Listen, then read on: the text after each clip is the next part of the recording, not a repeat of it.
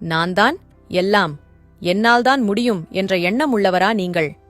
தயவுசெய்து இந்த பதிவை கேளுங்கள். இந்த உடம்புதான் இதுவரை இளமையை சுகித்ததா? இந்த சூம்பும் மார்புகளுக்கா இத்தனை கண்கள் வட்டமிட்டது?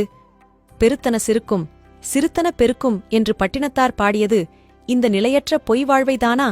இன்னும் இழுத்துக் கொண்டிருக்கிறான், செத்து தொலையவில்லையே என்று மனைவியும் சுற்றமும் பேசியது எனக்கு அவர்கள் என்னை 100 ஆண்டு வாழ்க என வாழ்த்தியது நினைவுக்கு வந்தது.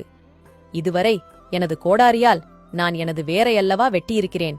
நான் விரும்பியவையெல்லாம் என்னை வெறுத்துக் கொண்டிருந்தது. இளமையாயிருக்கும்போதே முதுமையை பழகியிருக்க வேண்டும். அறுசுவை உணவை தேடி தேடி உண்ணும்போதே அது மலமாகும் என்று உணர்ந்திருந்தால் அடுத்தவர் உணவை நான் பறித்திருக்க மாட்டேன். அனைவருக்கும் பயன்பட வேண்டிய பொன்பொருளை ஒரு திருடனைப் போல் பதுக்கி இருக்க மாட்டேன். காலம் கடந்த ஞானம். பாயும் நோயும் தவிர யார் துணை வரப்போகிறார்கள்? இறந்தாலும் எனக்காக யார் அழப்போகிறார்கள்? பிணமான பின் இந்த மாளிகையும் பணமும் எனதென்று நான் சொந்தம் கொள்ளவா முடியும்? சந்தனத்தால் மணந்த உடல் என்றாலும் இறந்தால் மணக்கவா போகிறது? கண்ணே மணியே என்று கொஞ்சிய தாயும், காதலா என் உயிரே என்று சொன்ன மனைவியும் பிணமான பின் சுடுகாட்டில் அல்லவா விட்டு செல்வார்கள்? பிரியமாட்டேன் என்று சொன்னவர்கள் பிணம் என்று வீசி சென்ற பிறகு மண் என்னை பார்த்து, மகனே நான் இருக்கிறேன், என் மடியில் வந்து உறங்கு என்று என்னை மார்போடு தழுவிக்கொண்டது. உங்கள் உடலில் இருக்கும் ஒவ்வொரு உறுப்பும் நீங்கள் உயிருடன் இருக்கும் அத்தனை நாளும் பயன்படுத்தவே படைக்கப்பட்டிருக்கிறது. அதனால் வயதானால் அந்த நோய் வரும், வயதானால் இந்த நோய் வரும் என்று சொன்னால் தயவு செய்து நம்பாதீர்கள். உங்கள் கூடவே வாழும் மிருகங்களைப் பாருங்கள். மரணம் வரும் வரை தன் வேலைகளை தானே செய்து கொள்கிறது. எந்த பறவைகளும் தனக்கு வயதாகிவிட்டது என்று தன் குஞ்சிடம் சாப்பாடு கேட்பதில்லை. எந்த மாடும் படுத்துக்கொண்டு தன் கன்றிடம் தண்ணீரோ உணவோ கேட்பதில்லை. எந்த பூனையோ நாயோ படுத்த படுக்கையாக இருந்து கொண்டும் மலம் கழிப்பதில்லை.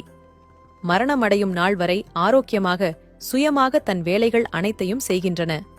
மனிதர்கள் மட்டும்தான் வயதானால் நோய் வரும், இயலாமை வரும் என்று நம்பி அடுத்தவர்களை எதிர்பார்த்து வாழ ஆரம்பிக்கிறார்கள். நன்கு ஞாபகம் வைத்துக் கொள்ளுங்கள், முதுமை என்று எதுவும் இல்லை, நோய் என்று எதுவும் இல்லை, இயலாமை என்று எதுவும் இல்லை. எல்லாம் உங்கள் மனதிலும் அதன் நம்பிக்கையிலும்தான் இருக்கிறது. சிந்தனையை மாற்றுங்கள், ஆரோக்கியமாக வாழுங்கள். நீங்கள் எதை நம்புகிறீர்களோ அதுவாகவே ஆகிறீர்கள். நான் நான் நான் நான் சம்பாதித்தேன், நான் காப்பாற்றினேன், நான் தான் வீடு கட்டினேன், நான் தான் உதவி செய்தேன், நான் உதவி செய்யலனா அவர் என்ன ஆகிறது?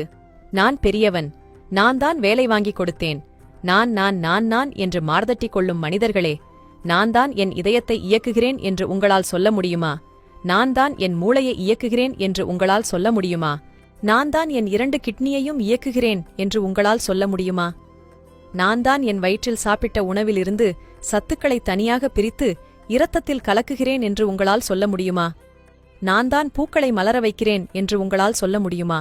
இவைகள் அனைத்தையும் எவன் செய்கிறானோ இயக்குகிறானோ அவன் ஒருவனுக்கே நான் என்று சொல்வதற்கு அதிகாரமும் உரிமையும் உண்டு. ஆகையால் நான் என்ற அகந்தையை விட்டு அனைவரிடமும் அன்பாக இருங்கள். உனக்கு மேலே உள்ளவனை பார்த்து ஏங்காதே. தாழ்வு மனப்பான்மை வரும். உனக்கு கீழே உள்ளவனை ஏளனமாய் பார்க்காதே. தலைக்கணம் வரும். உன்னை யாரோடும் ஒப்பிடாமல் நீ நீயாக இரு. தன்னம்பிக்கை வரும். இதுபோல பயனுள்ள பதிவுகளுக்கு ஜே ஹெல்த் பக்கத்தை ஃபாலோ செய்யுங்கள். நன்றி.